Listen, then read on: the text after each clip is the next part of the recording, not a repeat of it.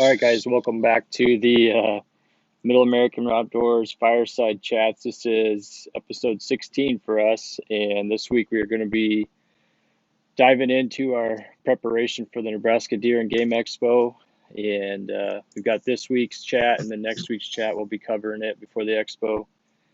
This week, as you can see here, it's me from Middle American Outdoors. Ben and Jake are tied up with some other stuff, but we're blessed enough that we are joined by Chris Edwards, the organizer, host, director, whole shebang for the Nebraska Deer and Game Expo. Hi, Chris. How's it going? Thanks for having me on. I appreciate it.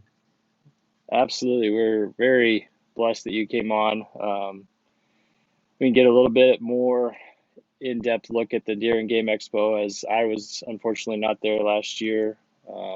I don't think any of the guys from our group were. But we'll get to get a little more into it. We all listened to your Working Class Bowhunter podcast prior to this evening, so we could kind of hear some of the stuff you talked about there. And for anybody that's wondering how Middle American Outdoors got a chance at a seminar, it's through a connection with Chris. So we're very blessed and thankful for that as well, coming up at the expo. Let's see. If you guys on the live, if there's any issue, please chime in so that we can get it fixed before we record this whole thing. But anyway, Chris, I guess tell it for the guys that don't know. I mean, if you're in the Nebraska and the surrounding state areas, you could very well know of Chris, or definitely know of things that he's part of. So maybe just tell us a little bit about as much as you want to divulge, your influence in the hunting industry. I don't know how much influence I have. I'm heavily involved because I love the outdoors. I grew up in Nebraska, joined the Navy pretty much out of high school, and took off. And every year I came back, I kept losing access to my hunting grounds, so I started a hunting club called Big Red Outdoors. Just to get access to ground. And that's kind of what, that was kind of the catalyst for everything else that I'm involved in. Initially when I started that, I grew up hunting mule deer. So I heard about all this stuff about managing whitetails. So that led me to the QDMA, which in turn turned into the Big Game Conservation Association, just because we wanted to keep 100% of what we make right here in Nebraska. So that got me involved in that arena of things. And then management, I eventually bought racks and developed a couple of my own products to go along with racks. I'm also sit on the board of the Nebraska Sportsman's Foundation, which is the legislative side of things. So I do a little bit of everything. I do some trucking on the side. I like to stay busy, so I do a lot of things, and I just enjoy the outdoors, and that's what drives me. And that kind of, when we used to have the Big Buck Classic in Nebraska, and I think 2014 was the last year of that. And for several years, I'd been talking about how Nebraska needed an expo back and that it'd be fun to put one on. And last year, my wife's told me that either quit talking about it or do it. So I did it. Yeah. So that's how we ended up starting it. 2020 was our first year for the Nebraska Deer and Game Expo, bringing something like that back to Nebraska. And we had excellent response to it. I mean, people, our turnout for our first year, not only our first year, but we had a massive ice and snowstorm the Friday of the show. So we still had a really good turnout that weekend, which just showed us that people wanted one back. We had a great lineup of exhibitors last year, seminars. So we just carried on that into this year. And obviously COVID has had some effect on us, just like it has anybody. But we still have an excellent lineup of exhibitors. So I'm excited for the show, which is January 15th, 16th, and 17th at the Lancaster Event Center in Lincoln. So we really hope you guys, anybody that's listening, that comes out and joins us and checks it out and sees what we are all about. It's been a tough year for all the vendors that are coming out to see us. They make a lot of them make their livings traveling to all the shows and selling their product, and not having the shows it's affected them uh, extremely. So need to get back in the swing of things and start supporting these small businesses that are coming out and showing you their outdoor products and things that can benefit you in the outdoors, whether it's hunting, fishing, camping, whatever it might be. Just come out and support all those vendors that we have coming out to the show. Definitely. I like the being able to put your hands on gear and stuff. That's something we talk about on several of our podcasts with self-filming or gear reviews, etc., where, yeah, you can internet shop, but being able to put your hands on the gear is tough. And it's really tough to get your hands on higher end gear at local shops even. And so here's an opportunity to see a lot of those vendors. About how many vendors do you think are there this year?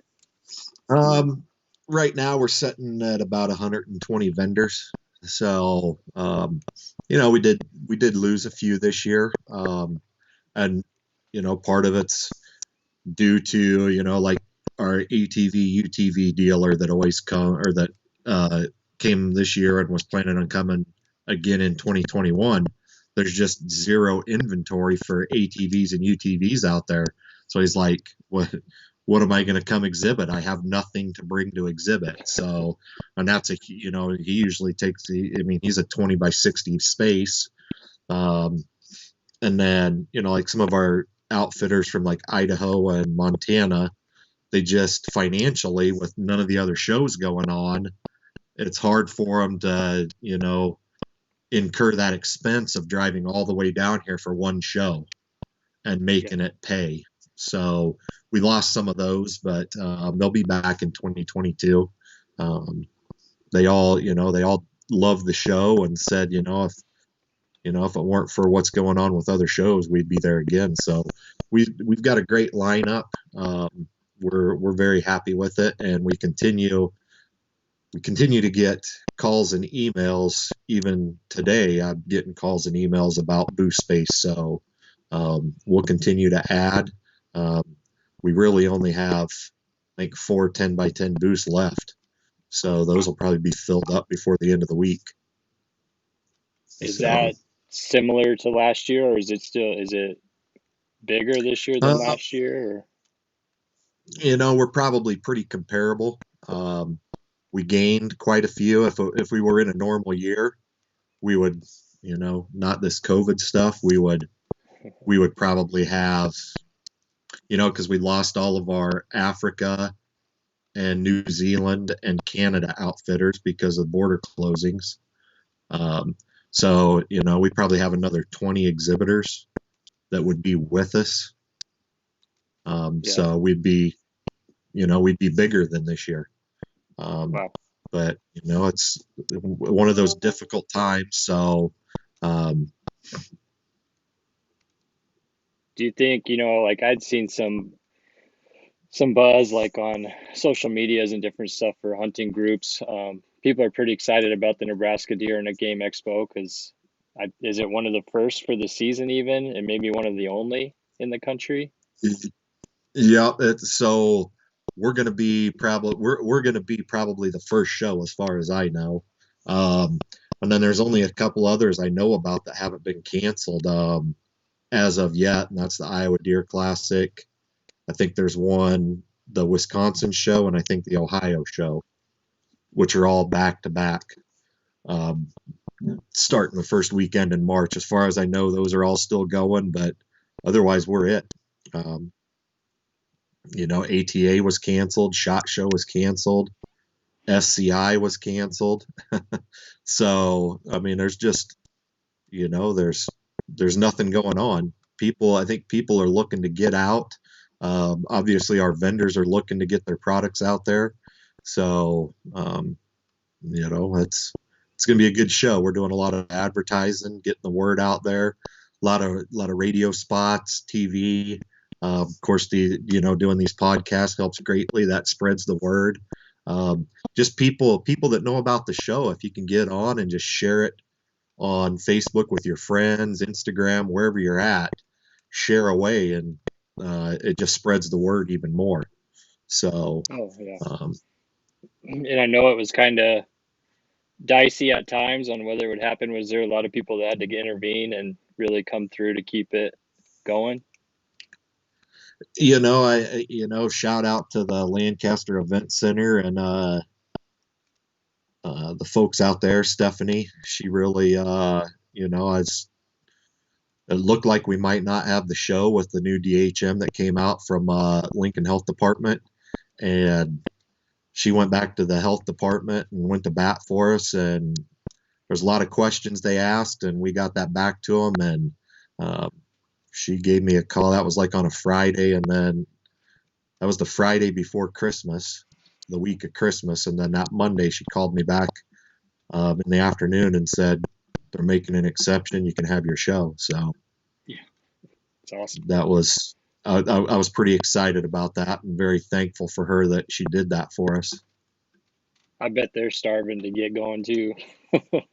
Oh, yeah, absolutely. I mean, you look at, they did all that work down there this last year because the National High School Finals Rodeo were supposed to be there this summer, and that was a huge revenue stream for them. And then Lincoln Health Department shut them down, and they weren't able to have it. So, and pretty much all the shows um, after I think like March, April were canceled for them. So they've had no revenue.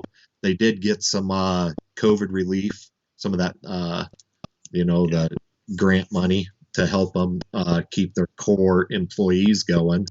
But they need shows to come back, and I think we're going to be the first show of the season at the Lancaster Event Center. So Pretty awesome. yeah, like the Omaha Boat Sport and Travel Show, they canceled. The Lincoln Sport Show canceled. So we're the only show in town. I mean, we should have a good turnout. We got a lot of good vendors, a lot of good stuff going on. So, Pray just for good weather. yeah, I've looked at the weather because after this year it was horrendous, and but I've looked. It's supposed to be sunny, and I think high 30s.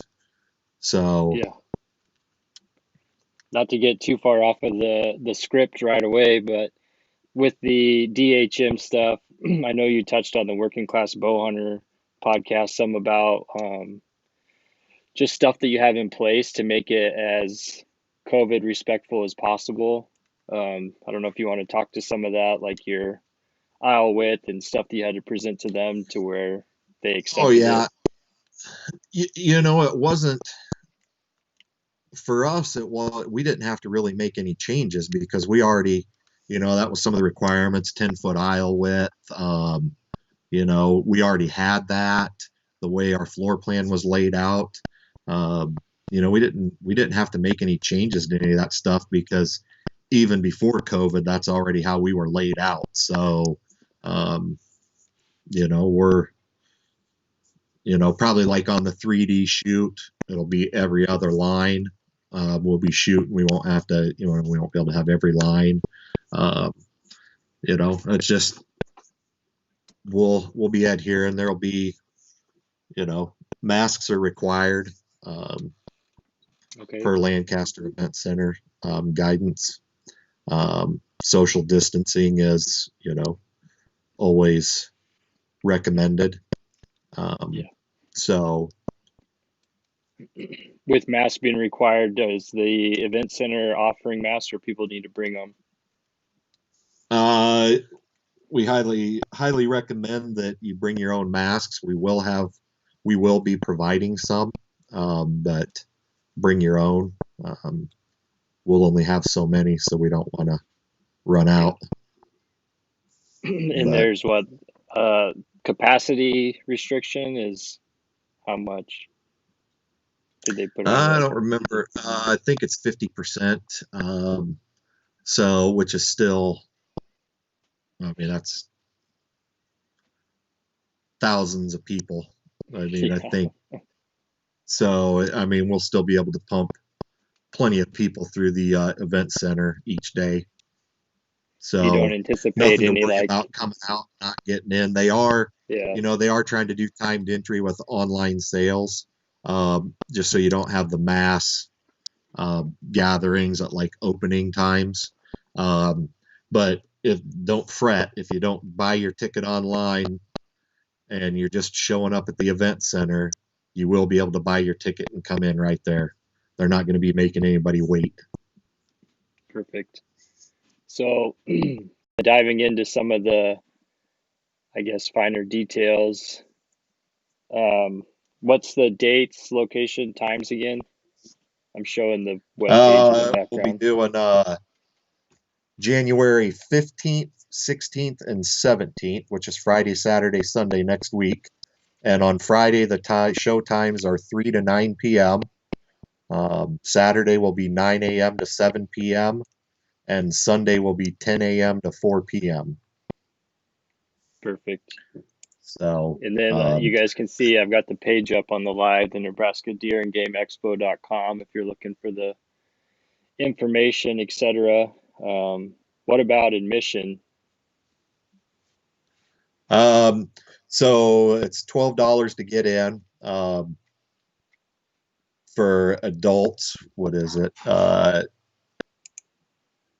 Is youth Geez, 6 to 5, I've been 15? looking at so much stuff I can't even remember. Um, so much going on. Yeah. So youth 6 to 15 are $5, and then 5 and under is free. Military and veterans are half price all weekend. And then Friday special is ladies are half price all day. You can also get a 3-day pass for $20, which also will get you one free entry into the big buck contest or the shed contest. And those Awesome. And we'll, entry fee for the big buck contest is $10, and I think it's $6 for the shed contest. For a single, let's see, you have $6 for a single shed or $10 for a matched set. perfect. And we'll detail those contests here in a minute.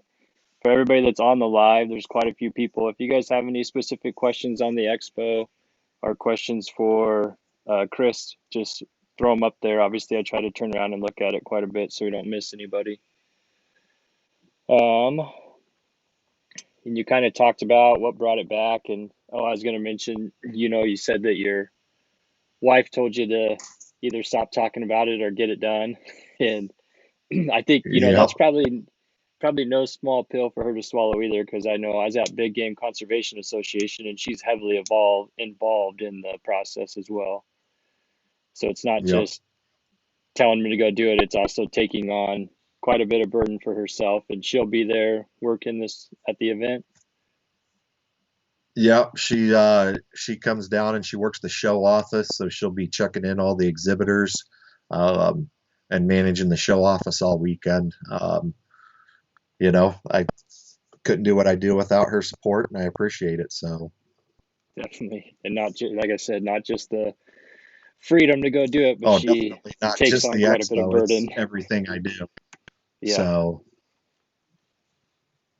Awesome. Mentioning the Big Game Conservation Association banquet, we had that back in, when was that? it August? was in August. Normally we have it in March, but we had to postpone it. So we'll have it coming up in March 27th again, in 2021 back in Howells.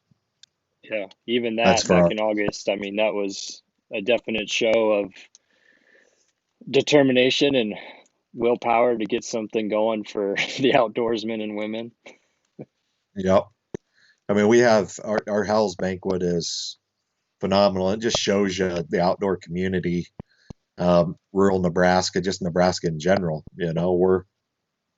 Life doesn't stop. We still have stuff to do, and people want to get together, enjoy each other's company, um, support the outdoors.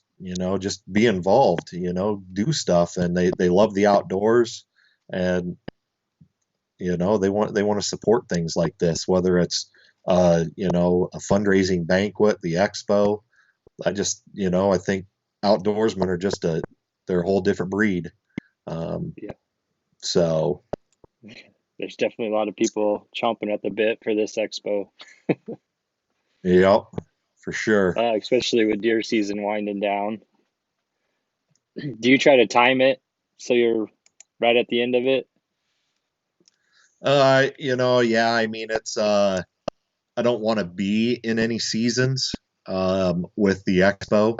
Um, 2022, we will catch like the last 2 days of the late antlerless, but that kind of rolls with the event center too.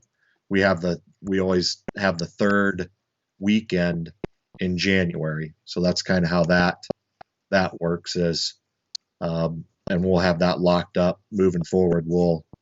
That'll be our weekend. Um, so next year we'll be having it um, again on that third weekend. Kind of ours falls in between ATA and SHOT Show, Yeah, which isn't ideal, but it's better nothing's than ever on them. ideal when you're planning something. I mean, there's always something going on. If you Yeah, tried to plan around things, you would never have an event. yeah, and it's better than landing right on Yep. them. Yeah. So looking back here, sorry, man, I'm not going to give you a shout out with all that stuff going on. This guy's hating on Bo Life and Levi Morgan and wanting to shout out at the same time. So class act. Thanks for being on the live though. Oh man, let's see. Then kind of talked to Chris beforehand, some of the stuff that we wanted to make sure was covered in selling and advertising the expo. And one of the big ones was the presenting sponsors. Do you want to go into some of them? I'm going to throw up some of Yeah. the web pages behind you. So, obviously we need support to put this show on. There's a lot of expenses behind it. And, um, Whitetail Properties Real Estate, Jason was, he jumped right on board when I talked to them about becoming our presenting sponsor. And I think they thought our show went good enough that they were back again for 2021 as our presenting sponsor. So huge shout out to them. We appreciate their support. We're looking forward to the show. They will be, make sure you stop in and see them. They're in booth 19. Say hi to all the guys. They usually do a free drawing for like a Yeti cooler or something like that. So stop in, talk land with them, and get in on their free drawing, which I'm sure they will be having. So again, Whitetail Properties Real Estate, we appreciate their support. Huge for us. So thank you. And I kind of think of And those then, guys as like Midwest, but they're almost the whole country, aren't they? yeah, Whitetail Properties Real Estate's all over. Jay Shent, Luke Wallace, Brent Jungman. Those are the ones I kind of know of. There's a few others, but I don't know them. But those are some of our Nebraska agents working like Nebraska, South Dakota. Um, so they'll be at the show um, with some of the other agents that'll be helping them from around the area. Um, so yeah, definite. If you're looking for hunting land, definitely need to check them out. Yeah. And then who is your other, I guess, big one? Uh, we have Bass Pro Shops, Cabela's. They're an associate sponsor. Again, they jumped on board with us um, year one, and they had a good time at the show, and they said we'll definitely be back for 2021, and they are. So big shout out to them. We appreciate their support as well. It's huge to get sponsors like that. Not only the support it takes monetarily to put on the show, but also to have names like Whitetail Properties Real Estate and Bass Pro Shop Cabela's associated with the show, it helps tremendously. So we appreciate it. All companies that sure everybody supports, so keep supporting them. Make sure you check them out. BPS Cabela's is in booth 123. This year they were doing entries for a drawing for a stay at their Big Cedar Lodge. I don't know if they're going to be doing something like that again this year or not, but definitely stop in, check them out. They always have some new gear in there. See what they got new for 2021. Absolutely. Let's see. So the people that are on that have something to chime in that's noteworthy, just let me know. Drop a question if you have it for Chris, and we'll get it on here. Our friend Matthew from Southern Pursuit is on here. Maybe you've heard us talk to him. He's a big time self filmer, and he's my go-to guy for bouncing stuff off as we're both growing. And he says he wishes he could attend, but it's a bit of a drive from Alabama, and him and a buddy just like made a big trip, I think, to North Dakota maybe to go waterfowling a month or so ago, and he said it's going to be a while before he could regroup for that long drive again. Yeah, I get it. Yeah, and they're hot and heavy in Alabama with hunting season right now. Yeah. And I think as far as the timing of your event, I think people maybe wonder why it's in the spring. And would you say that because of that's the South in the fall? Well, like you talking about when we're doing our show? Yeah, and they start to seem like they do most of their shows later in the year. Yeah, like down south, a lot of their shows are in the summertime. Um, and then up here you got in the Midwest, hitting once you hit like late January after ATA and SHOT, you're starting to roll. You got SCI Dallas. You got all these other local shows here around like Kansas, Iowa, Minnesota. So you gotta try and pick a weekend that doesn't land on one of those because yeah, you're not losing attendees aren't leaving you to go to wherever, Wisconsin or something, but you're competing for the vendors coming, so you don't want to be doing that. A lot of these vendors, like I was talking about with some of those Montana and Idaho vendors, those outfitters, what they do is they just come and they hit the show circuit and they go from show to show to show to show. And then when they're done with the show circuit, then they head back. And that's the same with the New Zealand and Canada and South Africa outfitters. They do the same thing. Get more bang for their buck, just hitting show to show. Perfect. Yeah, and I think if you stack shows, you take away opportunities for them just as well. Yeah.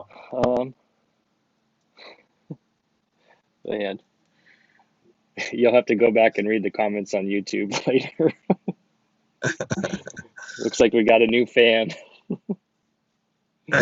Oh man, let's see. So going down then, as far as the notable booths, we were planning on having Jake and Ben on, and we'll talk next week more about the notable booths that Middle American Outdoors guys are looking forward to hitting. But for you, what were some either last year, or we say last year, but it was in 2020, like last show or this show, that not just the big name guys, but stuff that you thought was really interesting? Because I know you go around and do quite a bit at all the booths.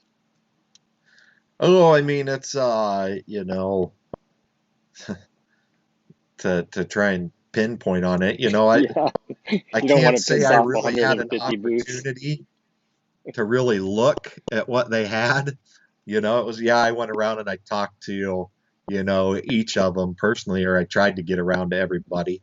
But to be able to actually get a good look and see stuff, I just don't have the opportunity to do that. But there's like we just some attraction type stuff. The Pearson Wildlife Museum comes down with their mobile learning trailer.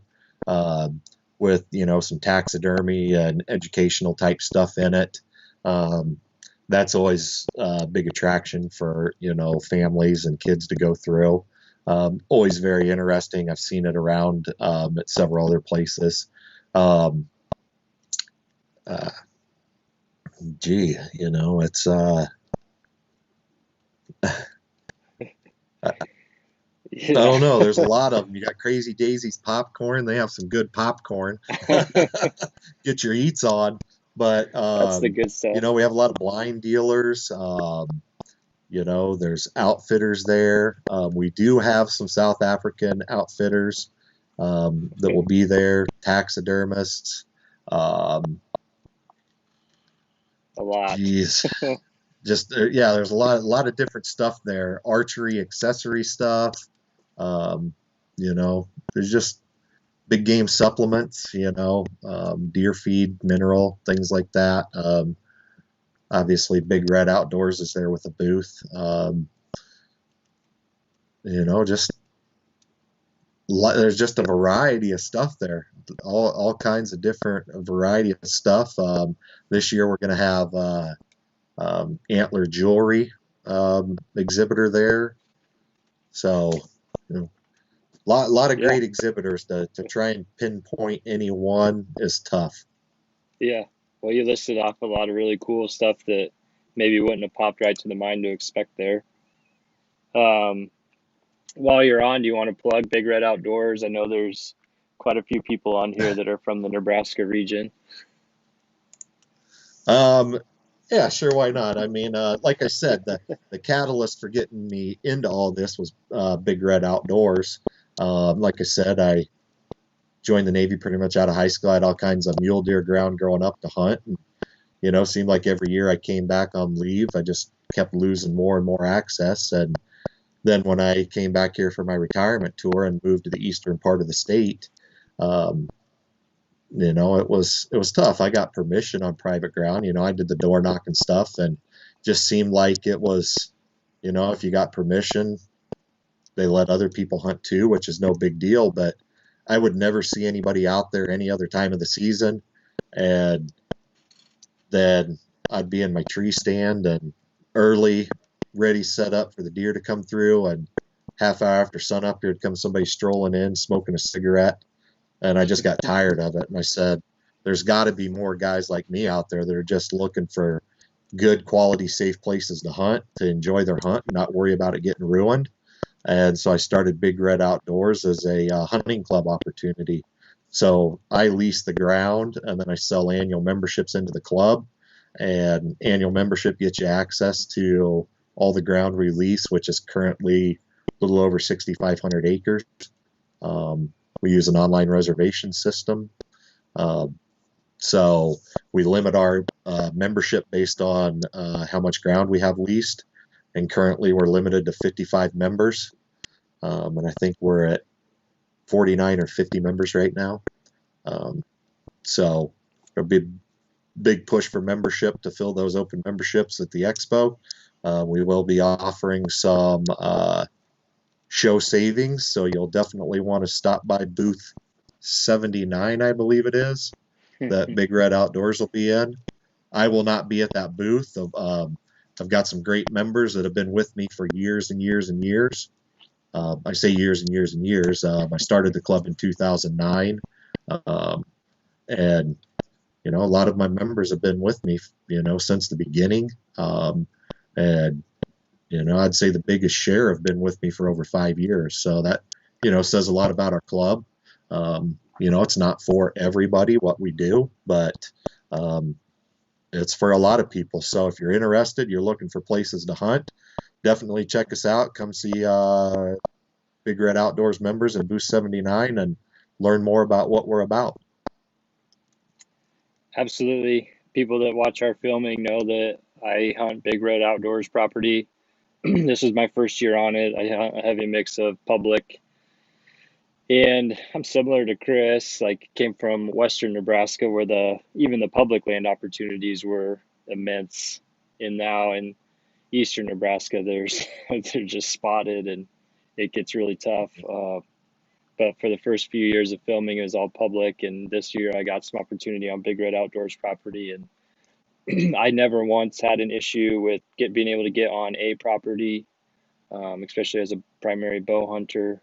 The reservation system's awesome, like you said, because you can even put surveillance on how pressured that piece may have been before you want to go hunt there by people that were reserving before you. Or Chris has a ton of detailed maps to know the parcels beforehand. And there's a lot of properties that just aren't used because they're a little bit further away from the cities. And so they're free game, and it's been awesome. I've had great experiences out there. One of the guys on here, Alex, asked about, I guess you don't have to go into specifics on the price. You guys can look that stuff up and stop by the booth. And like you said, maybe there'll be a little bit of a incentive to be at the booth. But where would you say most of that land is located? So, we have, for anybody that's familiar with Nebraska, we have ground in Dakota County, Cass County. We have quite a bit of ground down in Cass County around the Weeping Water area. Dodge County, right near North Bend, Saunders County. We have a good chunk of ground up in Knox County. And then we also have a good chunk out in Garfield County, which is out in the Sandhills, like Burwell, Chambers, in between there. So we got a lot of good ground opportunities to get around, check out other parts of the state. And, kind of the plan is, if we could continue to grow our membership, lease ground that's out west, so you have, mule deer opportunities and other opportunities. So we're primarily, deer and turkey is primarily what our leases are, but there are opportunities out there for pheasant and waterfowl, small game. So predators, plenty of predators. Fishing, private fishing, private camping, as far as like tent camping, etc. Cool stuff, but we won't go too far off tangent on it. I just know a lot of these guys would be interested in it. Let's see. The next big one, I guess, that we had down to talk about was the special guests. And I will be honest, those guys that watch our stuff and know, like, I'm relatively new to hunting, and I pretty much eat, sleep, and breathe bow hunting. So I'm not overly familiar with these. I kind of refreshed myself on them, but I'll let you talk about them. There's two big ones I got down, and we got Melissa Bachman back again in 2021. She was with us this year, and anybody that knows her, she's a badass female hunter. I mean, if it's out there, she'll hunt it. She puts on the miles. She archery, rifle, muzzleloader. She don't care. She'll hunt with it. Just a great ambassador for hunting in the outdoors. I don't know how many women and kids she's gotten involved in the sport. She's just down to earth. She's one of us, easy to talk to. And she'll be in her booth all weekend, other than when she's doing her seminars. She doesn't, spend 2 hours there and then disappear. She likes interacting with people, and she's just a phenomenal person. Excited to have her back. And then new this year, we have Jared Scheffler with Whitetail Adrenaline. They're strictly a DVD-based hunting show. It's all ad and sponsor free. So their DVD sales and merchandise sales that's what runs their company. And if you've never watched Whitetail Adrenaline before, you need to start. It's got a little bit of hilarious, funny antics, just crazy, blue collar guys that are out doing what they love to do.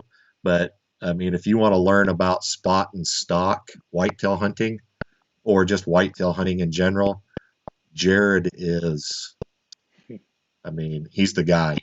I mean, that guy, he hunts with traditional equipment, and he will spot and stock in Kansas prairie and get into, 3 to 15 yards of monster bucks. I mean, we're talking Boone and Crockett animals. He's just very skilled hunter. So come check them out. Jared will be, of course, Melissa will be doing some seminars throughout the weekend. Let me forget. Melissa's doing some different ones each day, so I don't remember off the top of my head. She's doing rattling and decoying big game tactics is one of hers. And then another one is creating a buck paradise in front of your stand. And then she's doing another one on the top 10 tips to finding success in the field. So very knowledgeable. She's out there putting in the hours, so she knows. I mean, this isn't just stuff she is reading and writing about. This is stuff that she lives during hunting season and off season. So definitely want to check her out in the seminar rooms. And then Jared's going to be doing seminars on public land tactics and systematic approach to spot and stock hunting. So that he'll be doing that seminar each day, twice on Saturday. So definitely want to check him out if you've ever been interested in spot and stock hunting or public land hunting. Well, any type of hunting, spot and stock. If you want to get in on it, Jared's the guy to learn that from. He is phenomenal on that. So very excited to have them out there. Whitetail Adrenaline is actually got started. The way we got started in that is they donated a couple of DVDs.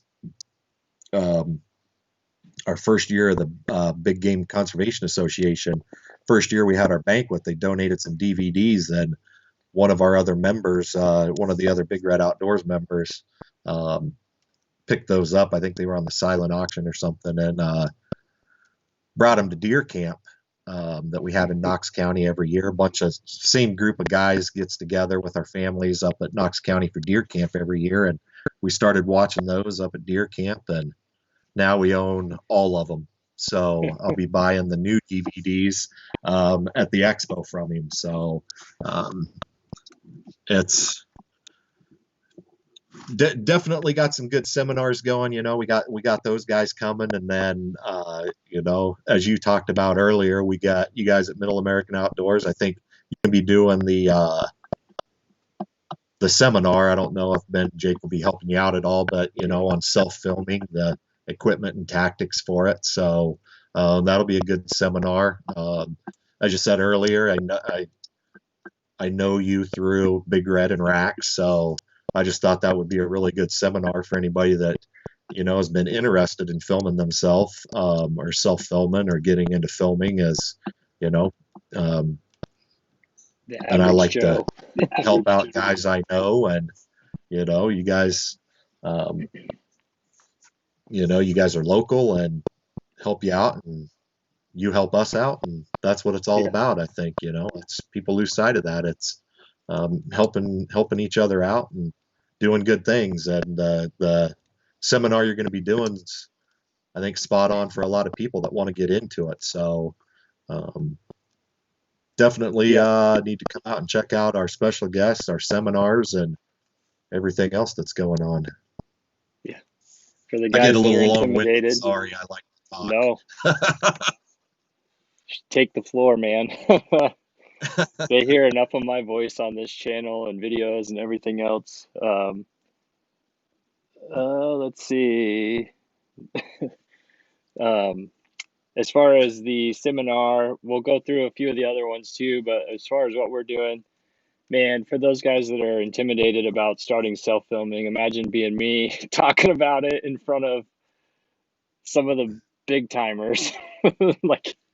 But I think that was kind of what Chris and I talked about, was you could see how we do it as we're buying equipment, we're filming ourselves, we're editing our own stuff, and starting with, none of us have education in it. I work in the medical field, so it's like a whole different world, even learning how to run these lives and everything like that. So that's how we'll be presenting it. We're not going to be presenting it as the big timers are going to be talking more through, 3 years of experience and how, you know, we've learned about it. But we'll go way more into detail in that next week as far as what we'll be doing.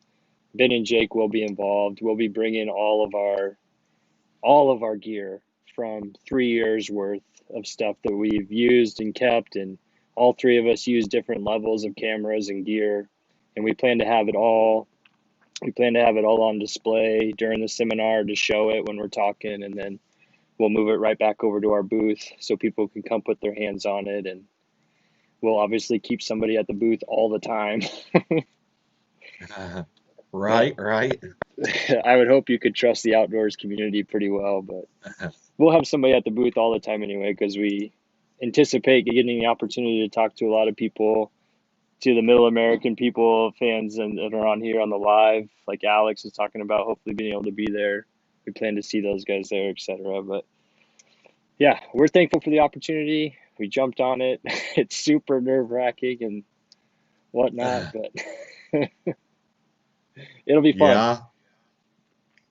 You talk about that, and with kind of going back, for me to get in front of people, it just wasn't something I did. That's not my thing. And when we started the Big Game Conservation Association, somebody had to MC our banquets, and I guess I kind of got nominated for that, so kind of had a crash course. But back then I had to use a lot of liquid courage to get up in front of all those people, and I'd feel pretty crappy the next morning.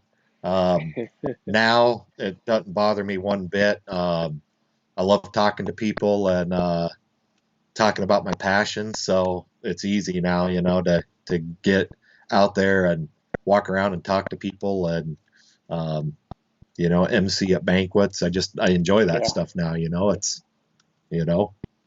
It's all and very good it's at all it. things to get. We got to get more people involved in our passions, or it's going to go away. So Absolutely. anything we can do to get in front of people and get that going, and that's going to be one of our seminars too, kind of talking about that, from Holly Green with Pheasants Forever, who's also sits on the R3 committee for Nebraska, which I also sit on that R3 committee as well.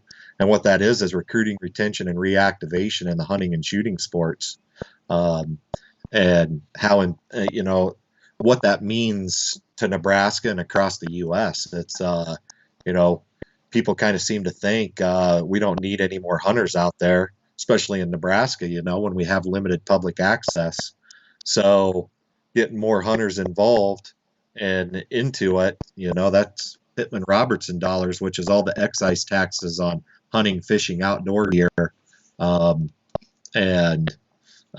that money comes back to each state based on permit sales. So when you have declining permit sales, you start losing that money that you're getting in grants and Pittman Robertson dollars and funding for all of your outdoor, your WMAs, your state parks, all of that stuff. It starts to go away. So not to dive into that, go to that seminar and listen to her talk about that on Saturday.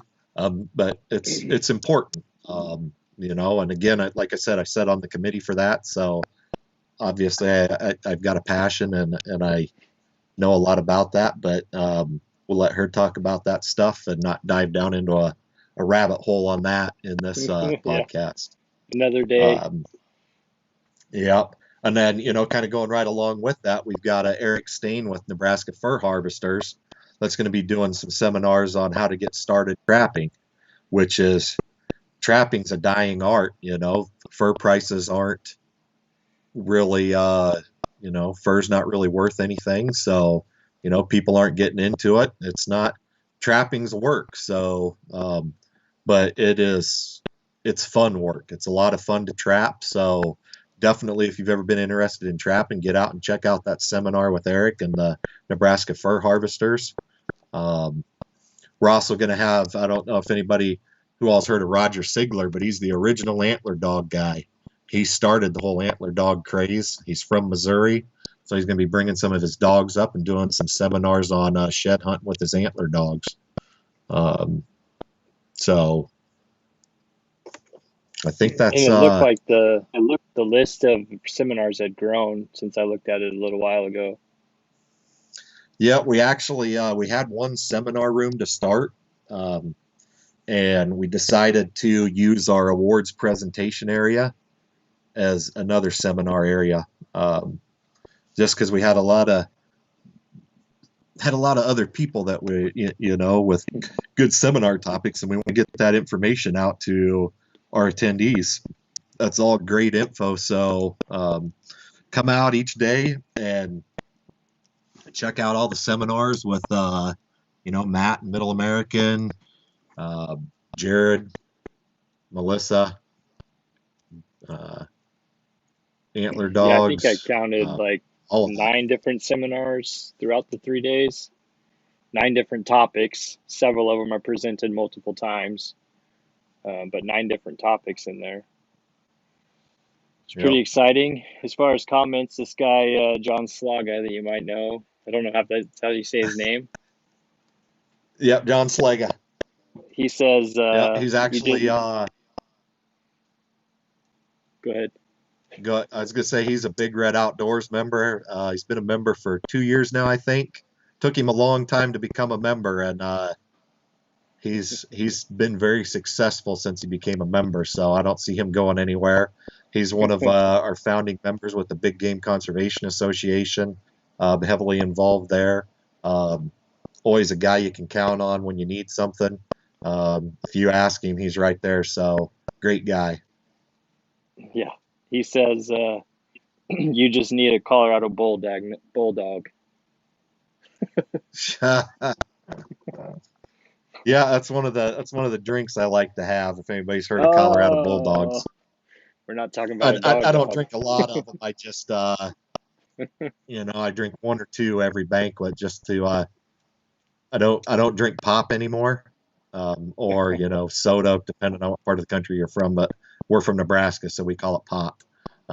Yeah. So you get a little bit of Coke in it, so I kind of get my little carbonation fix out of it. Yeah, I was going to say earlier when you were talking about liquid courage, you guys have liquid courage available, correct, at this expo? Oh yeah, there's a nice large bar right in the middle. Well, it's on the back wall, but right in the middle. So yeah. I think you guys are pretty close to that, aren't you? Yeah, we picked the booth right beside it. So yeah, we'll have the big bar back there, and then the concession area. They also serve beer and alcohol as well. So full bar, beer and mixed drinks. So yep. We thought we might have a good opportunity to interact with people back there. Yeah, you might see 1 or 2. That's good. Let's see. The last thing we really had on there was some of the other attractions. You kind of started to talk about them earlier, as far as the big buck and the big shed. I don't know if you want to detail that a little bit more, and I'll put it up in the background. Talk to you about we have our 3D shoot going on, which is sponsored by RAX, and the Prairie Bowman Archery Club will be putting on that shoot. It's 20 targets, 2 arrows at each target, marked yardage, I think. Rangefinders welcome. I don't know all the classes. You can find all those on our website on that 3D shoot page. Yeah. But come out and shoot it. They're going to have a good setup this year. They're expanding it from this year. So come on out and shoot that 3D. Be a great time. Bring your own equipment, fling some arrows, and just enjoy that. Then we've got Prairie Bowman will also have in conjunction with National Archery in the Schools program, we'll have a smaller range set up next to it for kids to come try archery and shoot the Genesis bows there. If you bring any kids out that want to try archery or just fling some arrows, they can do that at that booth next to the big 3D shoot. Then, of course, we Was have there a the prize big for buck that? contest. What's that? Was there a prize for the 3D shoot contest? Yep, for the 3D shoot, you win a plaque and bragging rights for your class if you're the winner. Yeah. We were looking at having something else, but that did not come through. So we will not have that. That's why I didn't talk about it fully in the WCB podcast. Um, but yeah, definitely come out and shoot that. It's bragging rights, good Yeah. practice for the season. Shooting at 3D targets, makes that realistic shooting. So definitely come out, shoot the 3D. I think they had a really good turnout in 2020, and looking for an even better turnout this year or next year. Yeah. Or yeah, this year it is 2021 now. You guys can see on the screen that there's tons of categories. And then I'm going to challenge next week, and I'm going to challenge Ben and Jake definitely do a shoot off. We'll just go one at a time and see. But anybody that's on here and wants to compete against me, Ben and Jake for Middle American Outdoors, definitely get in there, get your score, and let us know what you get. Probably ain't none of us winning it. I'll guarantee you that. 3D shoots are tough for hunters, in my opinion, but Yeah, yeah, it's exciting. And then so and then we have our big buck contest as well. That's sponsored by Rack Revolution. Has sponsored the big buck contest, and they'll be at the expo, and I think they're in booth 6. So make sure you they're in booth 2. Rack Revolution's in booth 2, so make sure you check them out. But the big buck contest, bring out your bucks, get them scored. The main contest will be for bucks harvested in 2019 and 2020 seasons. You can bring deer or any animal before then and have it scored. They will score antelope, elk, mule deer, whitetail. We'll have different categories for mule deer and whitetail, typical, non-typical.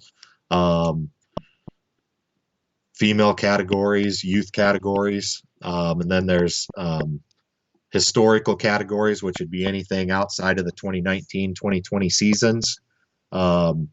And then there's an all other states category. So if you're from Kansas, Nebraska, or Kansas, Iowa, South Dakota, one of those states, and you want to bring your deer and get it scored, you can bring it in and enter it in that contest. If you're from Nebraska and you shot a deer in another state, it would go into that category. So definitely come out, enter your bucks in that. We had some good deer last year. Looking for some even better ones this year. I've had some phone calls already with some guys looking to bring their bucks out and enter them in that say they've got some nice ones. So hopefully we have some really good ones this year, and we get some good entries. And when you say that So, they'll score them for you, is that official? So it can be Pope and Young, Boone and Crockett record books, or so if it makes book, you'll have the option on the entry form. There's a form you fill out, and that's what the score will be on. The only way they'll do an official score sheet is if it makes record book and you want it entered in the record book. But they will be sending in scores if for the state of Nebraska, if it makes citation for the state of Nebraska, they'll be sending those score sheets in to NGNP to get you a state citation if you are in there. If say for example, the first year I went to the Big Buck Classic in Omaha, I had my mule deer I'd shot with my muzzle loader, and I had him scored. And I don't know, a couple months later, I got a certificate in the mail from Game and Parks, said I was number 25 in the record books for typical mule deer with a muzzle loader. Had no idea they were sending it into the state. So that's kind of what you can expect. I'm no longer 25. I'm way down there now. But back when I shot mine, you still had to use open sights with your muzzle loader. no scopes. But anyway, so yeah, they'll be scoring them. You'll get the score back. You'll know what it scored. You do have the option, if you don't want to enter it in the contest, you can just have it scored. Okay. It's $10 to enter in the big buck contest, $5 to just have it scored. If you do enter it in the big buck contest, it has to stay through the weekend. Obviously, that's one of the attractions, is having the big buck wall display, having all those mounts displayed. People want to see what's being harvested. They enjoy looking at them. It's a huge attraction. Right next to that will be the 3D or the shed, the monster shed contest, which is sponsored by Rax Big Game Supplements. And like I said, you bring your sheds out, deer, whitetail, state doesn't matter. You can bring them from wherever. They'll be scored. And like I said, $6 for a single shed, $10 for a match set. And then we'll have categories for mule deer, whitetail, typical, non-typical, single shed, match shed. If you have an elk shed, you can bring that out and get it scored. We don't have any contest entry for that, but you can get it scored. Our scores that'll be scored, those are they're certified North American Shed Hunters Club scores. We have Pope and Young scores, Boone and Crockett scores, so everything will be official that you get scored. And do they leave their sheds for the whole show too then, or? Yep, if you're entering them in the shed contest, they'll be there on display as well. Okay. And I forgot to talk about with the seminar. Seminars are sponsored by Big Red Outdoors as well, so just to throw that in there. Like I said, sponsors are what keep us going. So if you're gonna pay the money, you might as well get your plug. That's right. And then something to talk about too. You know, I mentioned something about elk. We have one of our scorers, Joel Helmer. He wrote a book called Nebraska's Bucks and Bulls. He went and interviewed the hunters that harvested some of the biggest whitetail, mule deer, and bull elk in Nebraska, and got their stories and wrote a book on it. He'll have a booth there, and in that booth will also be on display his daughter's bull elk that she shot 3 years ago, I think it was 3 years ago. Maybe it was 4 now. I don't know. When you start to get older, time runs together. But it was the state record. I think it's like 420 some inch bull will be on display in his booth. So make sure you check that out too. Yeah, I think it was 3 years ago because I vividly remember seeing her pictures all over social media. You said Joel will have a booth as well where people can get his book.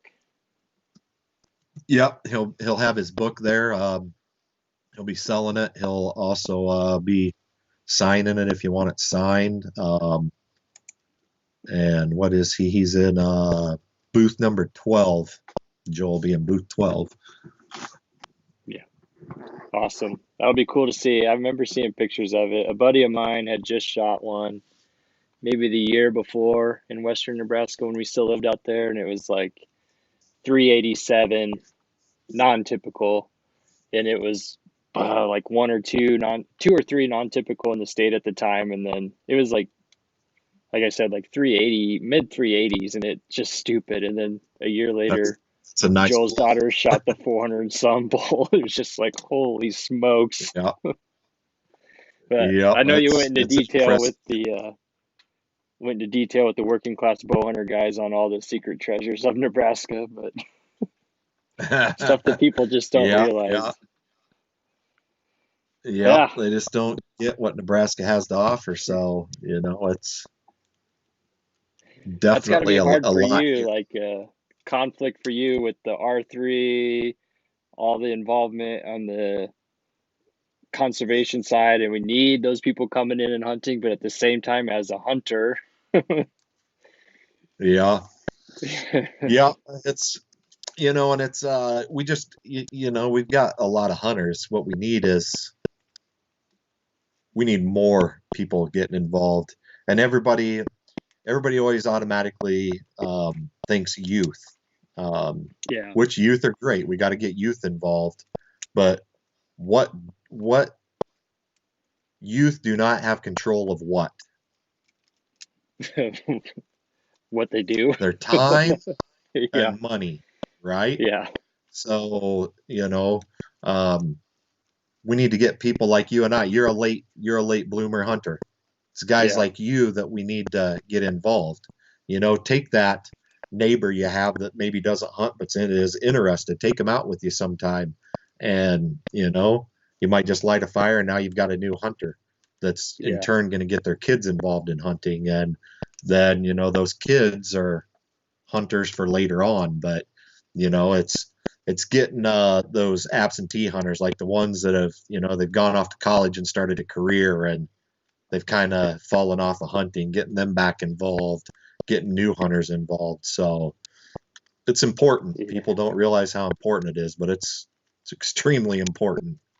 Um, Yeah. so The guys that are on here that know Middle American Outdoors know why we like Chris so much now. Because, I mean, if that doesn't speak to what we were created for, that's exactly what we hope to do. Some of the guys on here, Alex and Tim, that's exactly what they are. They're adults learning to hunt like I did.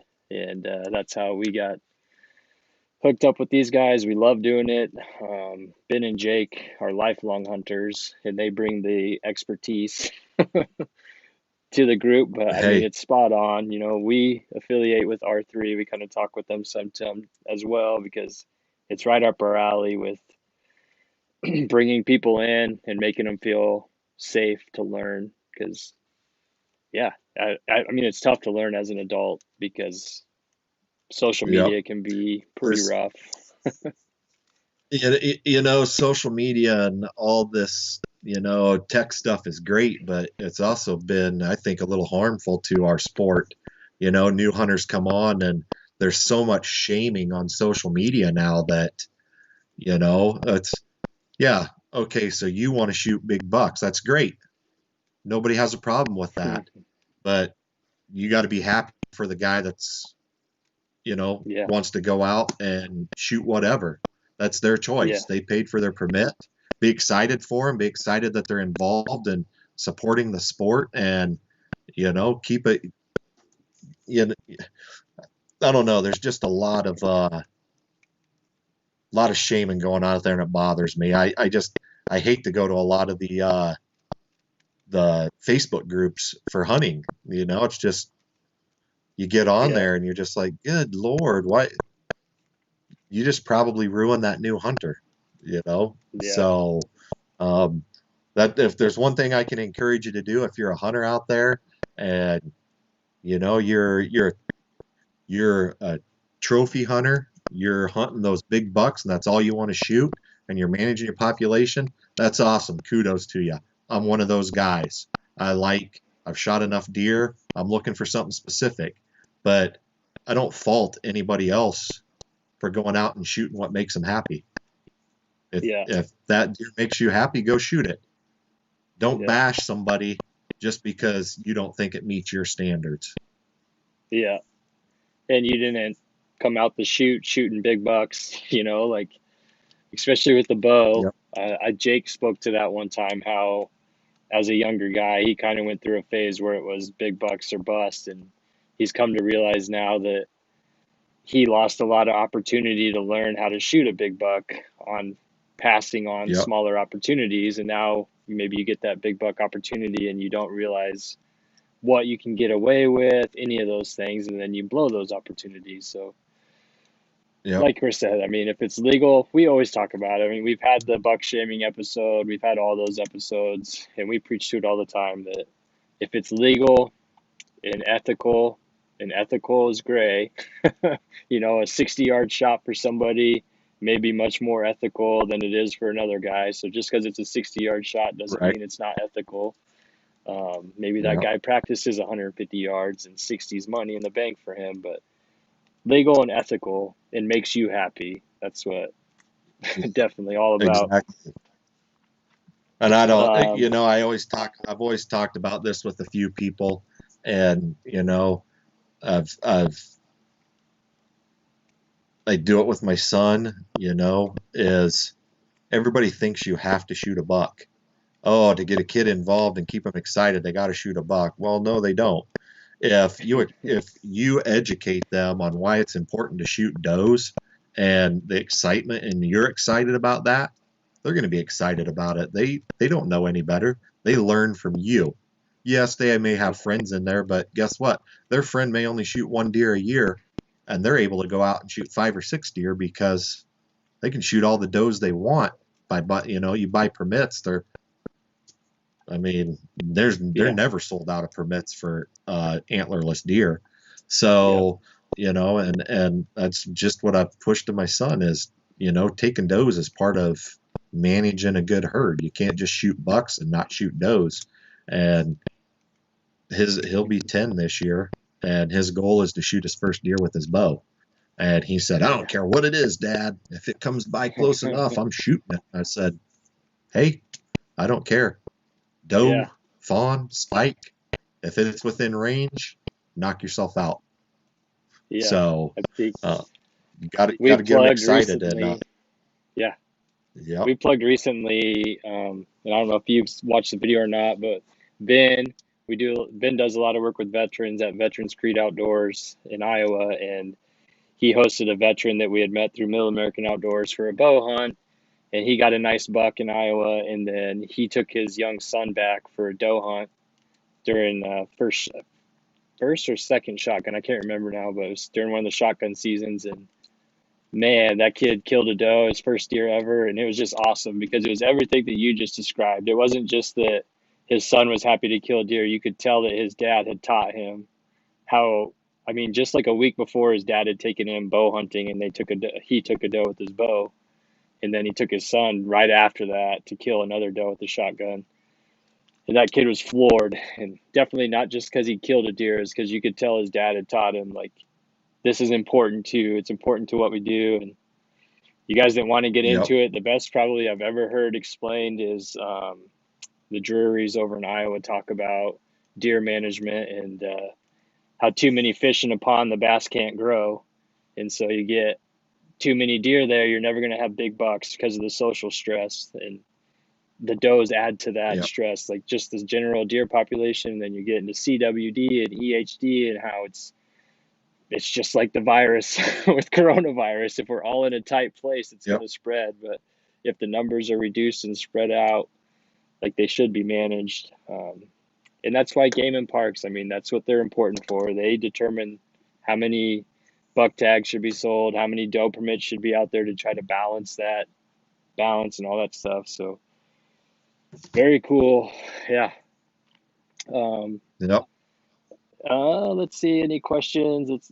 John says he's bringing his buck to the big buck contest that he took off Big Red Outdoors Nice. property. So that'll be pretty cool. Oh man. Otherwise, some of you guys, I'll get back to your comments afterwards. Um, any parting shots, Chris? You know, I already plugged my wife for all her help and everything she does for me. Um, you know, my son, he's only 9, he'll be 10. He's always there helping out at the banquets. He helps out at the expo. So, you know, yeah, I got to get him started with the passion early. He's got it. We started doing some trapping this year. He's into it. We haven't had much luck, but he got possum. Today we checked. He had a skunk and a coon, which wasn't supposed to be. It was a snare for a coyote, but we got a coon in it instead. But whatever, he was excited. And then I give another shout out to Jeremy Schaaf. That guy, he's you know, I say he's my right hand man, but he's like my bud, man. He helps me with Big Red Outdoors, managing properties, maintenance with blinds, keeping our lodgings livable for us to use. Uh, he's there helping me out. with racks. He'll be running my racks booth. He'll be helping me set everything up for the expo. You know, my racks booth, my big red booth, all the big buck contest wall. Jeremy's going to be there helping me with all that. And, you know, couldn't do a lot of what I do without him. He's heavily involved with the BGCA as well. So I appreciate him and everything he does to help me out. His, you know, like I said, John Slaga, he's always helping me out with stuff. He'll be driving a forklift for setup. My friend John Connell is going to be driving a forklift. Of course, John's wife, Bridget, usually comes and helps out at like the BGCA booth, the Big Red booth, the Big Buck contest. She's always there helping out. His kids come and help out. And then Jeremy's wife, Teresa, and his daughter, Abby, Abbers as I call her, will be there running the Big Buck wall for me again, or the Big Buck contest, taking your entries for that. So, you know, I really appreciate all those people and everything they do for me. I can't name everybody, but there's a lot of Big Red Outdoors members that help out with Big Red, all the Racks people, the BGCA people that run, the Nebraska Sportsman's Foundation. We just, you know, I got a lot of guys that help me out making this stuff happen. So I appreciate them and just want to thank them all. Can't name them all, but y'all know who you are. So thanks. Awesome. Very good. And I've met a lot of those people, and they're awesome people for sure. Let's see. So again, 2 weeks from now, essentially, January 15th, 16th, 17th. I know there was some, I don't, is there still hotels left? Do you know on the blocks Yeah, that I'm you sure had? they have rooms. We've got Staybridge Suites Northeast, which is just a few blocks away from the um, event center. And then we've got Fairfield Southeast, which is down at 84th and Highway 2. Really nice hotel. They were one of our hotels last year. That's not too bad of a drive. You shoot straight down 84th and hit it. And that American is a new one, and it's pretty close to the Fairfield down there. That's another hotel. And then the Courtyard, Lincoln downtown Haymarket area, Courtyard Marriott is another one. So if you want to stay downtown, be able to hit the nightlife scene down there, that's a good one. They're offering some good rates. All of them are offering good rates for us compared to what their regular rates are. So support those hotels if you're coming down, need somewhere to stay. Check out our hotel. There's a hotel page on our website under exhibitors. Check that out. It's, you know, those reservations aren't just for exhibitors. You can book one of the rooms under, you know, if you're just coming down to attend the show. So, yeah. Perfect. I know I'll be there the whole time. I think Ben and Jake will be in and out. We plan to just live the expo, be at the expo, be at the after hours, whatever else. So we look forward to meeting all these people that we talk to every week on here and um, anybody else out there. So thanks, Chris. Thanks for coming on here, giving us the opportunity at the expo with the seminar. And we look forward to seeing you in 2 weeks. Awesome. I appreciate it, Matt. Thanks for having me on. You bet. Rest of you, we'll see you next week for more expo from the MAO perspective. So thanks, guys.